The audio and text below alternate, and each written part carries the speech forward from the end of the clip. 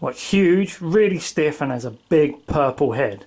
My God. Will I turn into a motherfucking gorilla? Godzilla the wildebeest, ain't nobody can really be in vicinity. My enemies cower, they with the divinity power, devour the cowards cause y'all are mini-me's.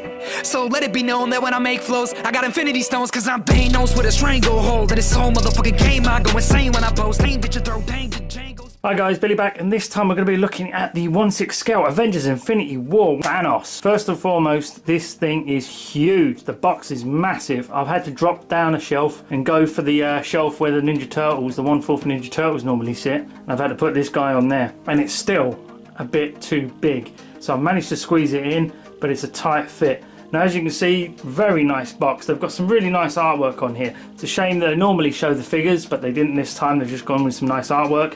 Him holding up the Infinity Gauntlet and him with that cocksure smile on his face. And as we can see, it's nice, bright and colourful, and the most prominent features are that it's actually more purple here, and it's got a slightly gold A on there. Very good. Nice logos on there. Not much on the side here. Thanos with the gauntlet. Turn it around. Got Thanos Movie Masterpiece Collections. Here's all the warnings. This part here is cut out so that you can actually see the gauntlet logo on the bottom. Same on this side as the other side mostly, except for this bottom half has been cut out, and that's it. And then when you pull the slip sleeve off, you've got a window inside and you can just see the figure and the plastic tray insert. Because it's got a nice premium feel. It feels like an expensive one, but you're not here for the box, are you? So let's just get on, have a look at the figure. And here he is straight out of the box. Now, I've swapped over the arm so that he's got the bent arm with the gauntlet with the closed fist, and I've swapped the head and I've swapped that hand there just because I wanted to get a nice quick pose out of him, and it's very easy to do. And this thing is stunning to look at. I mean, just stunning. There's so much detail in that skin texture. There is great detail in that gauntlet, and the clothing is very, very good as well. But there isn't a lot that this guy comes with, and he doesn't really need to. Okay, let's zoom in. Let's have a quick look at those head sculpts. Just look at the detail in that head sculpt. It is fantastic. Honestly, I'm really happy about this head sculpt. I really am. They've done a really great job with, well, both of them, to be honest. This is so movie accurate. It's really great. They've managed to do some different tones and textures within the skin. It's not as obvious as, say, like it was in the movie. Again, there was a minor sort of pink hue to the actual skin tone of Thanos throughout the film. There was slight reddening around the cheeks and things like that, but for the most part this is definitely up there with, say, Yondu for I'd say head sculpt of the year, because it's so good. It does really a great job in, well, all aspects, to be honest. The frown, the wrinkling, the expression, skin tone, the bumps on his chin, the colouring of the teeth, sort of like nice off-white enamel look to them, and they've got a tiny bit of the gum showing at the bottom here, and that's just a separate plate. When you take the head sculpt off and you look behind, there's a big hole where his mouth is, and then they've painted the teeth separately and then they've popped them in.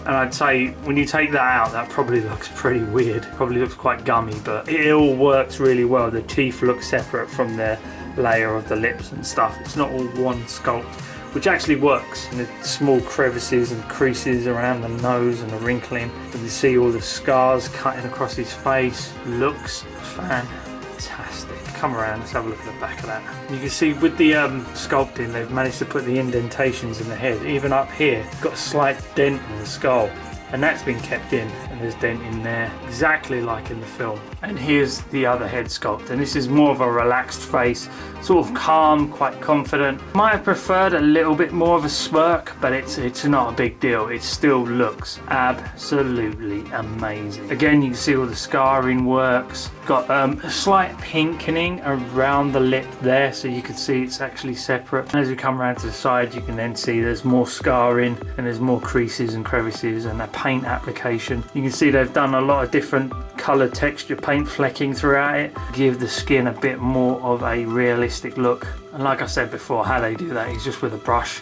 They just go around till there's virtually no paint left on the brush, and they slowly and painstakingly just flick it around the skin, making sure not to get anything more than microscopic dots of paint onto the actual skin tone itself, and it really does make skin pop. I mean, come on, tell me that's not going to potentially be head sculpt of the year. We zoom in quickly, we'll just about see, because he's got quite beady eyes, it's very hard to tell, but the eyes are glossy and they've got nice pupils painted in there. As we take a look at that torso, you can see there is some, it's not actually clothing, it's a sculpted torso. This is like a rubber piece, as are all these bits of plastic attached to it, but the finer details are all there. There isn't much here that you wouldn't want on this guy. I mean, it wasn't other than the fact that they had to go with a new body type and stuff like that. Don't think this was a humongous challenge for them, because they've done figures like Hulk and whatnot. They're able to actually know what to do with these sorts of slightly bigger figures than the normal 1/6 scale. And there's some nice tonal paintwork in the actual shirt here. It's quite bright near the top higher parts, gets darker in the middle and in the crevices. It really works, and you can see there's actually paint flecking and sort of like a almost mildly rust type effect going through. It's not obvious, but it is there, and it adds a different layer to this whole thing, because I think there's about 3 different kinds of metal paintwork in this sculpted bit. So I'm sure there's some rose gold as well as some normal gold, and maybe even a little bit of bronze in there as well, possibly even a little bit of gunmetal with the flecking. It really does bring the movie accuracy up quite a lot. If we come around the back, you can see a lot more of that detail and different colouring in the actual back here. You can see there's about 3 or 4 different blues all dabbed in there. You can see you've got the same work. But the good thing is that none of the bleed off is in here. Everything stays separate, like Hot Toys normally do. They're very good.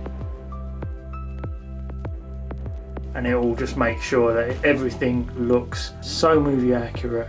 It's not even funny. If you come down a little bit, they've even done like a little bit of sculpting in the back here, where he's obviously got more of a ruffled part on the back there for when he sits down, so there's more creases in the back. And how can you tell Thanos is a pure man of absolute unspeakable evil? He wears corduroys. Yep, yeah, I don't know why they gave him corduroy trousers, God knows, but that's what he has. And you can actually feel the texture of the corduroy in the trousers here, and all these little panels. You can see these have all been stitched together to make one pair of pants. Phenomenal stitching on this guy, it really is. It's easy to turn around and say, well, those are just a pair of loose trousers that he's wearing. Quite easy to make, but when you actually have a look inside, you can see all these different panels are all together, stitched together to make one pair of pants. It is far more impressive when you think about how someone's had to do that. And because they're slightly looser, you know, you can get a little bit more movement out of the legs up, especially in the upper thighs and the crotch area, than you normally would on such a huge figure. And they managed to keep the top half of the boot separate from the bottom half, so you get a little bit of movement, but there isn't a lot of movement in these feet, to be honest. When I tried to get him into a more dynamic pose and stretch his legs out, these feet would pop off. These would sit down and push these feet off, and it's not great. It's just one of the things you have to put up with this sort of collecting. It is something that happens with a lot of figures, but it would have been nice to get more ankle pivot out of these, but unfortunately not. This sort of restricts the movement a little bit,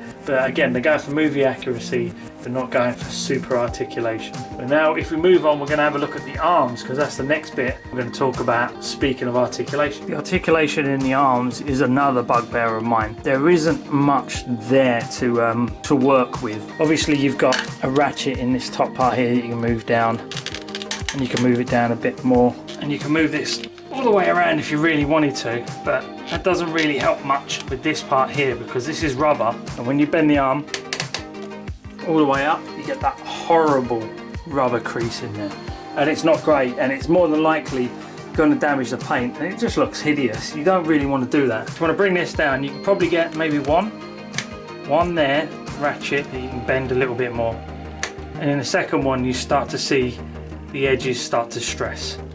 So you can get one out of there if you really want. So you put one in and you can get a little bit of movement out of it. But that is a shame. I would have liked to have been able to do a bit more with that. But it is what it is, you know, they haven't been able to improve this since Hulk.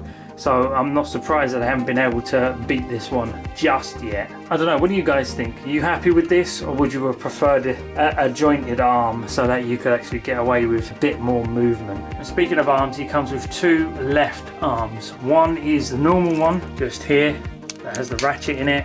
Bend it about once before you end up causing it to look hideous. And you also have this well thought out, fully bent arm where he can hold the fisted gauntlet up quite confidently, and he can be displayed like this. And that is probably the best way to display him, if I'm honest. You can get other poses out of him, but if he's just going to be static in your collection, you're more than likely going to put this arm on and have him pose with the gauntlet up like this somehow. And it's very nice. Like I said before, everybody said it, there's a bit of a hideous gap between here and here, and it is a bit of a shame they weren't able to tighten that up a little bit more, because actually Thanos doesn't have short head biceps, he has long head biceps, so that is a little bit movie inaccurate. It is what it is. When you've got him posed properly, you don't even see that because the gauntlet sort of hides that anyway. But he's got some great articulation in the gauntlet here, moves around, obviously you can see the light up feature, and that soul stone shines up the most, and then these ones do again.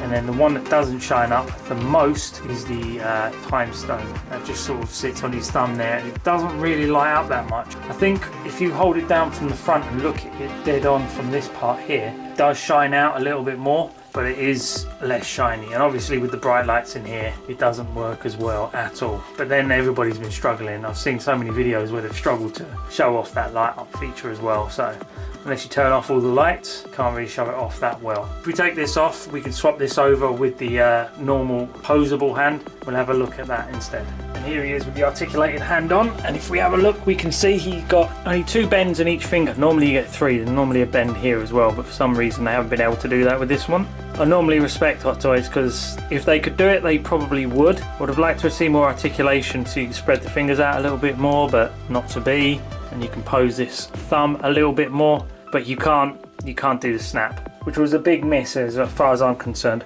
I'm not sure whether or not at the time when they started designing this guy they had been given that information. I don't think they would have been able to have that sort of, I would have said only the top people at Marvel would have been privy to that sort of information while they were trying to design and make this guy.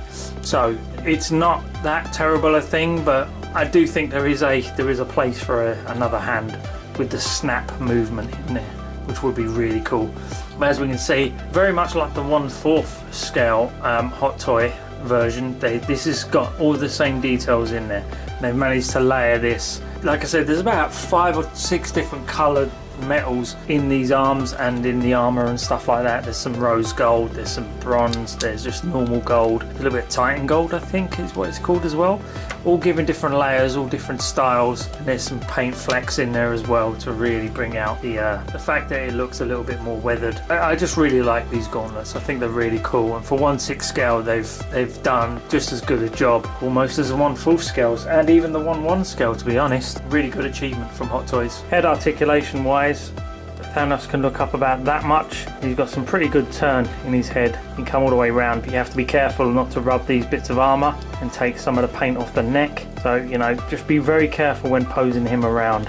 Take your time, don't rush it. I'm doing this, and I probably shouldn't be doing this, because you should probably sit there with both hands and do these posing quite calmly, but I'm just showing you what you can and cannot do. He also comes with 2 extra hands. He comes with a relaxed right hand and a fisted right hand, so you can get him into a bit more dramatic poses, especially with that clenched teeth head sculpt. This is a fantastic figure. You can get some nice bend out of the knees and around the crotch area, and there is mild bending in the torso, not a lot, but there is a little bit there. Another little niggle of mine is that the stand isn't great, to be honest.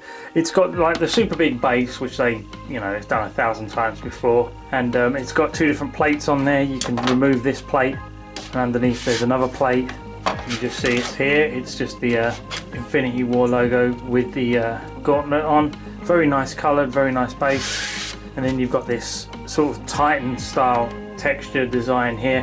It's okay, it's quite nice. The fact that it's matte means that it's not going to scuff and scratch as much, and it won't be as obvious, and it's reasonably good. I mean, you'd expect that from Hot Toys by now, but one of the problems it's got is it's got this plastic pole in the back here, and it's not very good. It's a bit flimsy, even pushed all the way down. So when you put Thanos on there, his weight can easily manipulate this pole.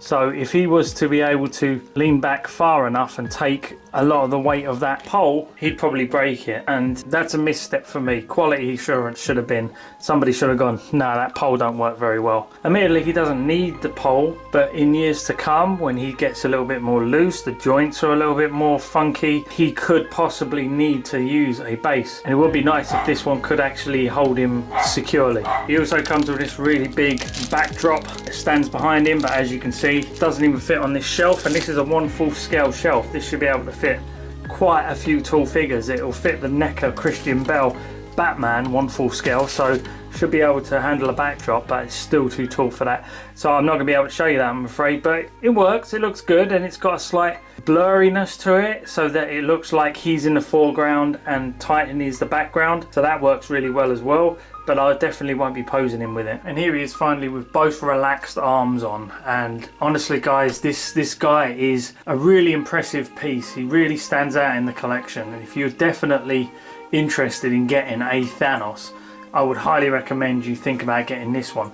I've just come out of seeing Endgame, and I've definitely got the other Thanos on pre-order, the armored version. There's a few niggles I've got with what they've advertised now as to what's in the movie. No spoilers, I won't tell you what happens, but overall guys, this is a truly impressive figure. This would probably get figure of the year if he was able to pose just a little bit more. But as it is, it's still just a really incredible display piece to show off in your collection, and Hot Toys have knocked it out of the park in terms of film accuracy. Articulation isn't as great as I would like. You can't always have everything. I'd much rather the fact that he looks like he's just been pulled out of the screen and put on your shelf, and that's exactly what you get. If you guys are even considering picking this guy up, I would do so. Okay guys, here's a top tip for you. If you're texting your partner and there's a little bit of sexy text going to and from each other, and they ask you to send them a photo of your big purple warrior, don't send them photos of this guy. They won't appreciate it, and yeah, you might have to go to couples counselling. That's going to be expensive. Okay guys, hope you enjoyed the video. Like and subscribe, and if you do me a favour now, if you can get the fuck out of my cave, because I've got our unboxed Wolf Predator. Take care guys, bye bye.